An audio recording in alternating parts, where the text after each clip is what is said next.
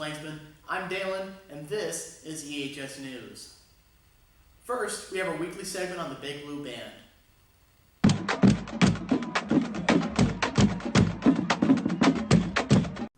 Hello and welcome to the Big Blue Band segment. We've had a very busy couple of weeks.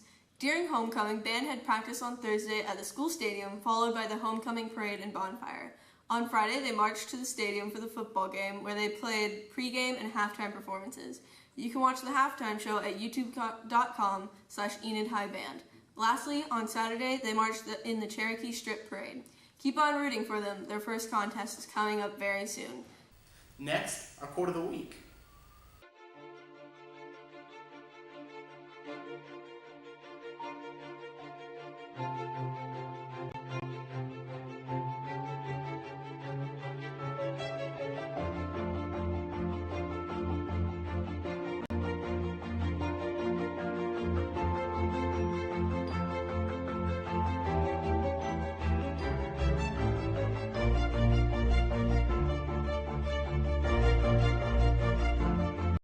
Hi, I'm Blake here with Isaac. Nice to meet you. I'm Isaac.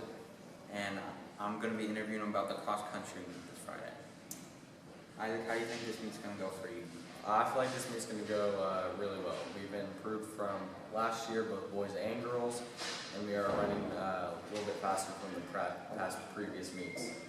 And how do you think your season's going so far, Isaac? I think it's doing pretty well. Alright. And do you think you guys have a possibility of going to state this year? I do. Both girls and boys, we both, like I've said, improved from last year. We both have the potential for girls and boys to go to state, so I think we have a good chance this year. Alright, thank you, Isaac. You're welcome. Up next, we have some fun facts. Fun facts. Enid is the 9th largest city in Oklahoma. Leonardo's Discovery Warehouse is one of the largest playgrounds in the world.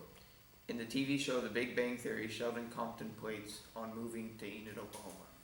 Enid produces more Philly cheesesteak sandwiches than any other town in the world, thanks to advanced Pure Foods.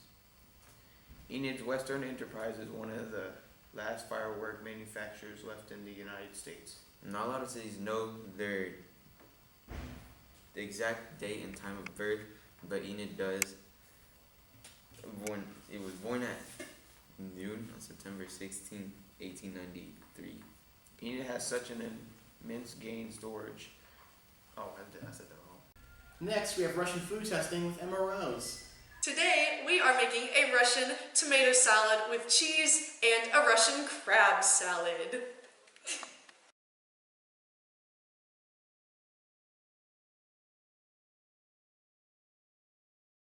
So we're gonna cut this tomato so that we can use it later on.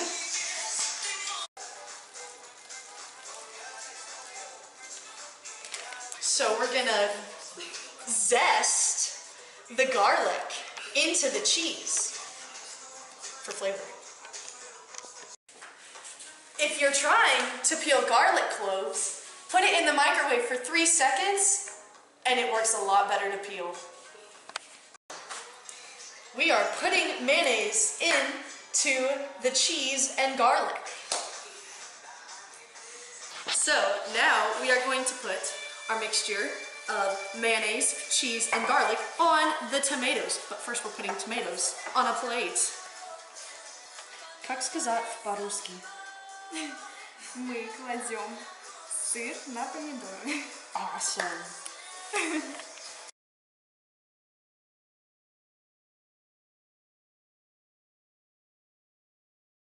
We are going to put 4 eggs into this saucepan, fill it up with water, put it on the stove, and boil them.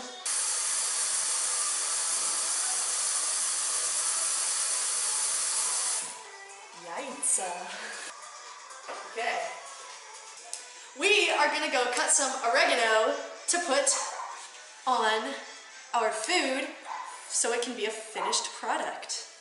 Right, now I'm going to put some basil on, right in the middle, for looks, and put some oregano on each of these, probably the other way.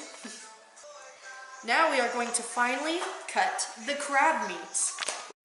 Now that we have finished our first salad, we are going to start on our next one with our eggs boiling, and we are finally cutting the crab meat.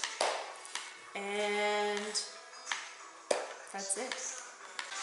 Now that the eggs are boiling, we are going to remove it from the heat and put the lid on.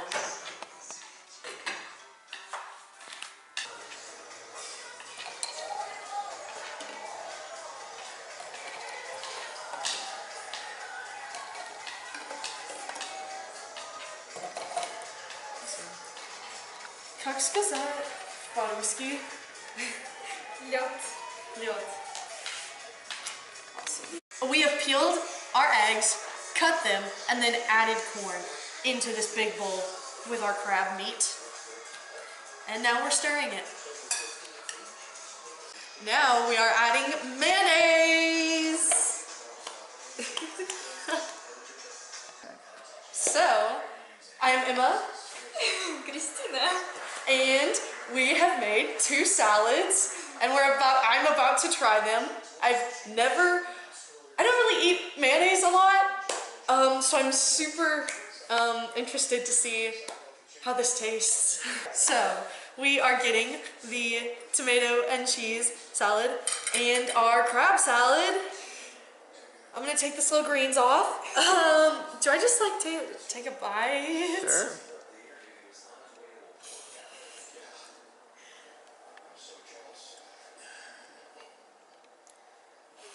I like that. I'm not a fan of tomatoes, but this and this together is actually really good, and I'm obsessed with cheese, so I like this cheese. Okay, now I'm gonna try this. I'm actually nervous because I don't eat crab a lot, so this will be interesting.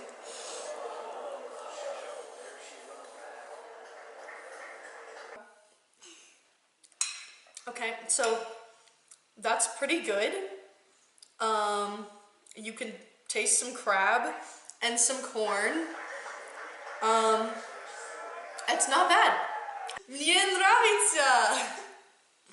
Today on 60 Seconds, things are getting a little spooky as we talk about the origins of Halloween.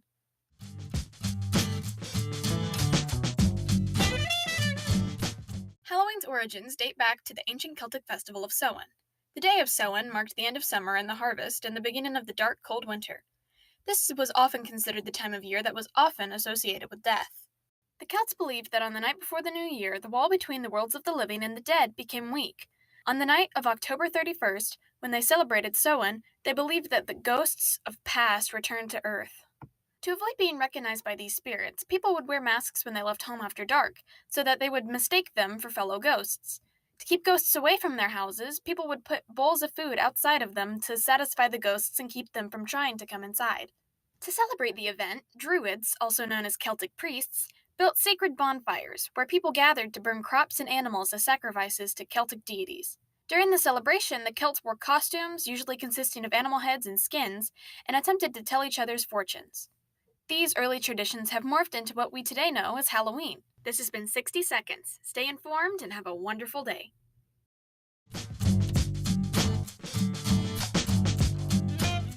Last but not least, we have an interview with Will Phillips.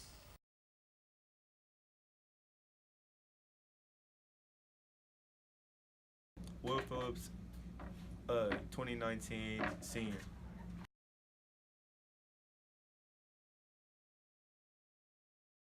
It's going pretty well. I feel like we'll do better later, further on into the season.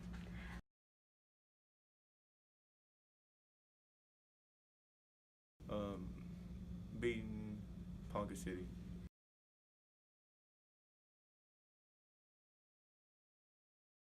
When I run the ball, make better cuts.